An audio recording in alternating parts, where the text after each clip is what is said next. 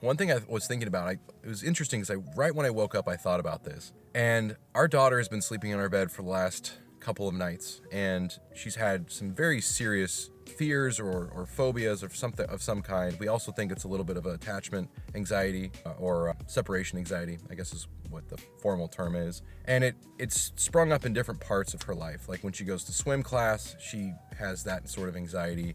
When she goes to daycare, she's fine. I think that's because she's used to that. But one thing she doesn't like to do is sleep in her own bed. She's scared of the dark and kind of all the things that I remember as a kid. And this is one of the reasons why I have a lot of empathy for her situation, is that this almost 100% mirrors my experience as a kid. And so what I'm trying to do as a parent who's trying to learn from, I wouldn't call my parents' mistakes. I think they honestly were doing what they were told and probably with the best advice that was available at the time.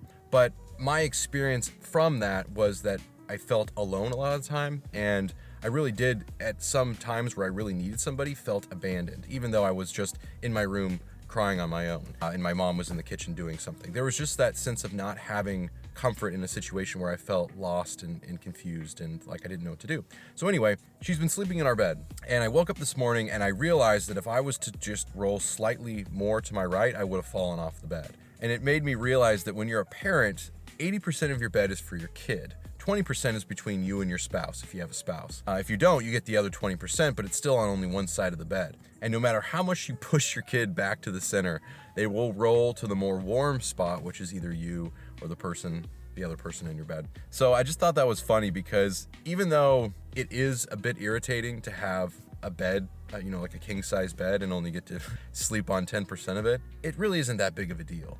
Like, I still sleep about the same as I would otherwise. And there's something about knowing that she feels safe that's a lot more comforting than... That's also been something that's been kind of interesting, is knowing that my kid feels safe and that her emotions are being regulated because of the comfort and because of the closeness of me and my wife. It sort of makes it all worth the discomfort that I experience. And that's another interesting transition that I feel that I've had as a parent. As human beings and as adults, we have a lot of discomforts in our life, and we try to find balance between discomfort and comfort. And most of the time as a parent, you're going to feel more discomfort, and that can get overwhelming sometimes. And so trying to rebalance that scale can be difficult, but there's something about knowing that your child feels safe and secure and comfortable if you have the right perspective.